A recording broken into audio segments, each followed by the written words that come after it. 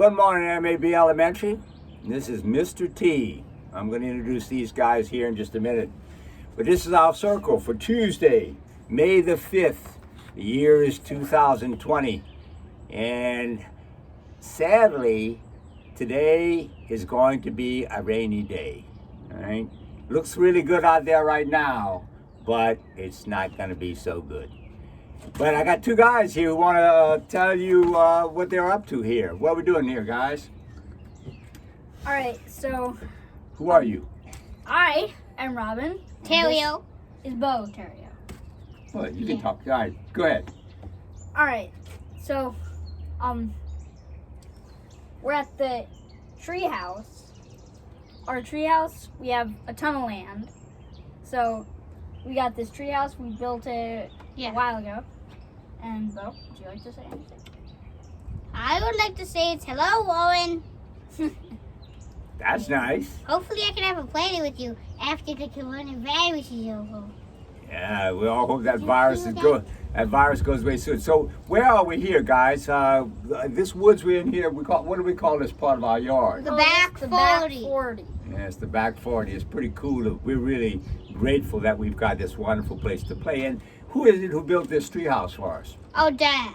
Our dad, us, Mr. and Terrio. Mr. Terrio built this treehouse for you. It's a really cool treehouse. Just so you know, Aiden helped, but it's not the Aiden you guys know. It's my brother Aiden. Yeah, I have a brother Aiden too. And Travis. Yeah. And how high are we up here in the trees? Can y'all estimate how high we are? Let's see. 16 feet, maybe? No, at least 15 feet. I'd say we're more like 14 feet. 25 feet. Like 25 feet up, we're up in an old mulberry tree. These are some old growth forests that have been here for Like probably about 100 years. at least 100 years. Yeah. At least 100 years. All right, so these guys are going to hang around. I'm going to do our regular morning circle with you guys. And the first thing I want to start off with is our virtue of the week. And maybe these guys can give me some comments on it. Listen to this. Guess what the virtue of the week is, guys? Friendship. Mm-hmm. Is that important? Yeah, very important. You know, you were just talking about one of your friends, right? Yeah. What's his name? Rowan. Rowan. Out. So friendship is really special because you know what? Friendships are relationships you have with other people. And friendships can last a whole lifetime. Oh, yeah. More than a year. They can Actually, last a million. They can last for as long as you're alive. And even Papa T, Mr. T. I'm Papa T to these guys. Mr. T, I've got friends that I knew when I was in grammar school, when I was in second grade, when I was in third grade. Fourth grade? And first grade. Yay. Yep, I still talk to those people. I correspond with them. I write letters to them. And we share a bunch of things that we remember from our days gone by as friendships and new things that we experience in life. Now, one of the really cool things about friendships, the really solid, long-lasting friendships, is that they never go away. Yeah. So if you haven't seen one of your lifelong friends in a long time and you go visit them, you immediately go back to being really close friends. Yeah. It's like you had seen them just yesterday. And your attitude towards them, your loving feelings towards them, and your understanding of them is immediate. And that's what these special friendships are all about. So you guys are building friendships right now. We have our friendships in our circle here at school, at MAB. This is our community. It's a community of friends. And we call you guys friends, don't we? We can't be near each other, Puppy. What? So we can't be near each other, which is pretty sad. What? So we can't go to the houses and all that stuff. We can only talk on phones and stuff. But you can write letters, like Yes. what I do every Tuesday. To This Alex. week, I'm doing my letter to the owner of Funniest Home Videos, Tom Vergeron. And what are you going to tell him? Well, it's his birthday, so I'm going to send him a happy birthday card.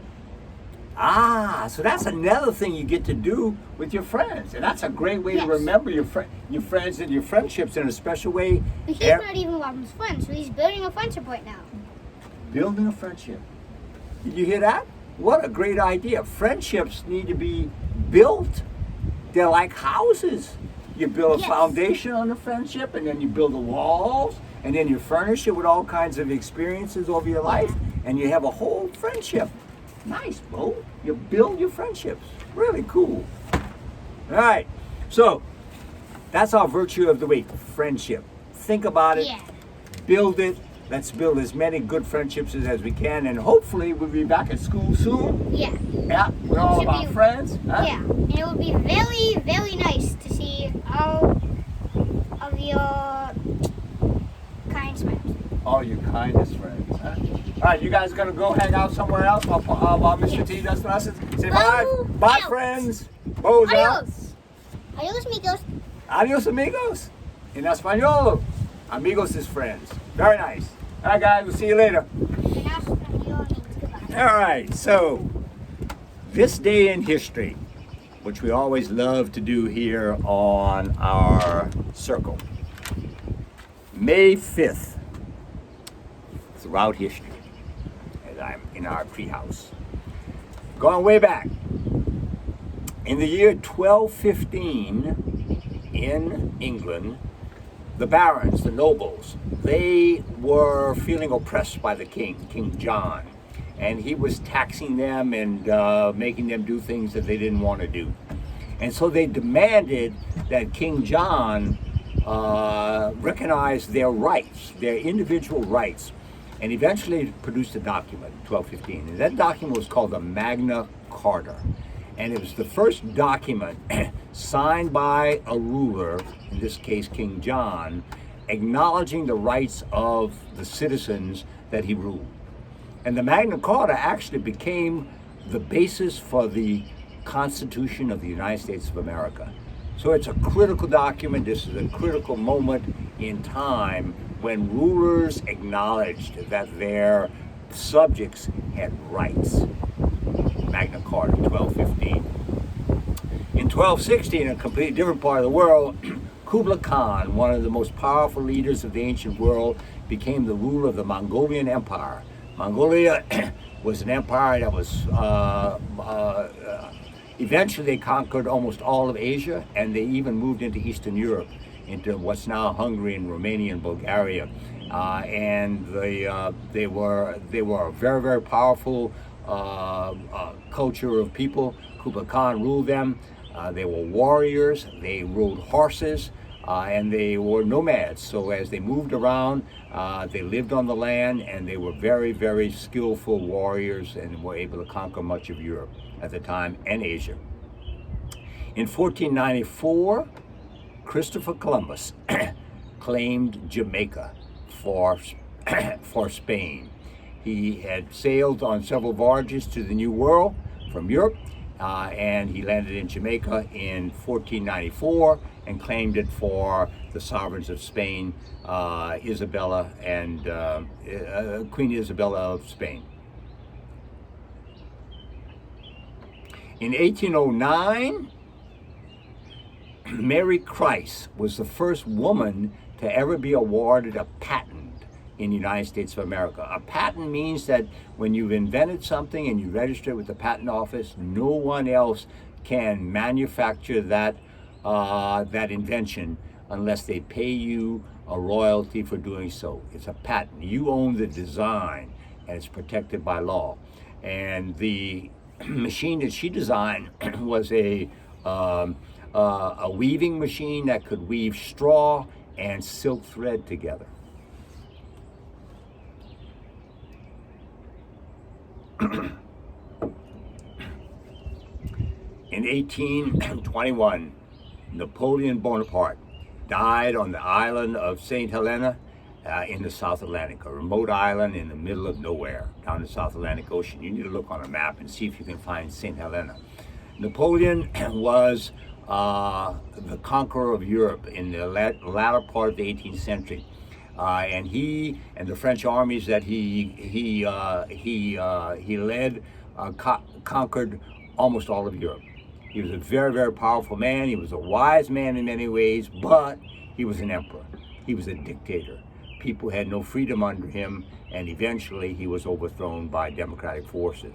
And when he was overthrown, he was exiled because he was such a powerful man. The French were afraid, the Europeans were afraid that he would that he would be able to revive his conquering ideas and conquer Europe again. So they sent him down to this isolated island to be completely in exile, and he lived there until he died on this date in 1821. In 1862, a holiday that's celebrated among Mexican Americans, it's called Cinco de Mayo, the 5th of May. And Cinco de Mayo commemorates in 1862 the Battle for Puebla. Puebla is a big city in Mexico, very near Mexico City.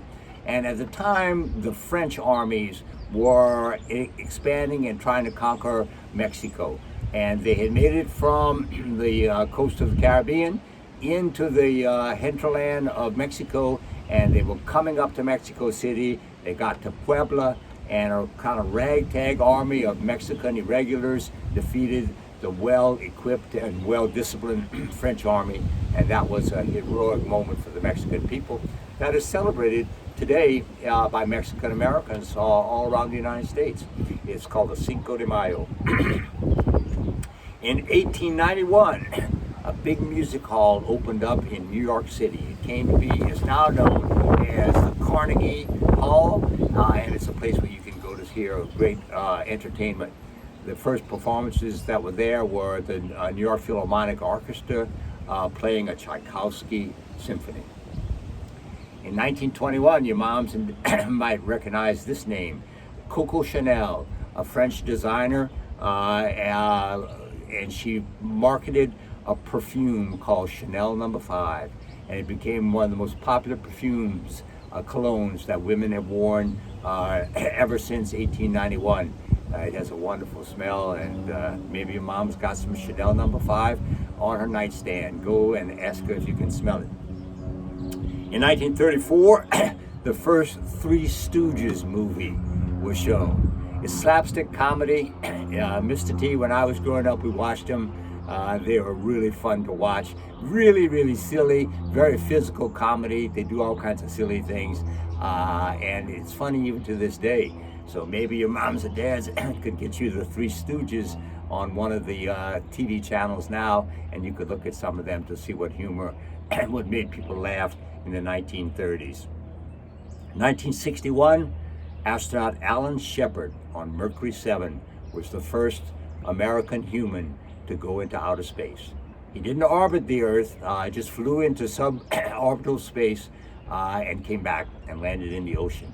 And we have seen, when we went to the Space Museum, and I think it's now in the Udvar-Haji Museum, the Freedom 7 capsule that he actually went up into space in. And that was only 1961, not that many years ago. And finally, in 1973, probably the most famous racehorse that ever lived, Secretariat, won the Kentucky Derby in the fastest time ever run, 1 minute and 59 seconds around the track. So, a really exciting day in history, lots of stuff going on. And what I want you to do is take the dates that I've given you and figure out how long ago it was that they happened. So if, for example, Secretariat ran the Derby in 1973, let's figure out how many years ago that was. We're in the current year of 2020, and 1973, what's the difference between those two dates? And that tells you what you need to know about how long ago things happened. The other thing I hope you'll consider is research. I've given you a lot of political, economic, cultural, social things that are happening on this date in history, and that's an opportunity for you, if you're interested, to read further. Get your moms and dads to help you. Go on the internet, find out more about any of the topics that might have interested you that Mr. T told you about today. So, this will be Mr. T, signing off from the Terrio Treehouse in the back 40 in Leesburg, Virginia. You guys have a great work week, and we'll see you on Wednesday. Blue group for astronomy. I'll put some math up for you guys to do. In fact, you guys have seen mental math this morning, I hope, and then we'll have another chapter of the incredible journey on Friday. So that's Mr. T's work week. We've got a big, exciting one ahead. Hope you make your brain strong and work hard. Mr. T out from the treehouse.